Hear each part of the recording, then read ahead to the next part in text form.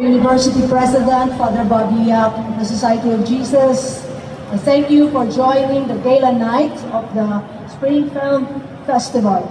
My thanks to the Ateneo de Manila Ricardo Leong Center for Chinese Studies for 19 hostings of the Spring Film Festival, which brings the university to extra academic audiences and vice versa.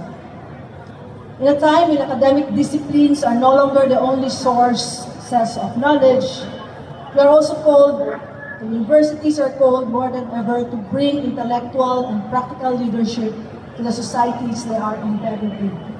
It is remarkable that we are holding this event in a mall, one of the most public of all places in the Philippines.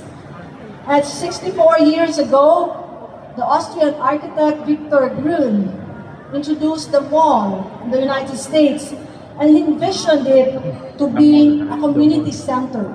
So I hope that we will come back tomorrow and on Sunday.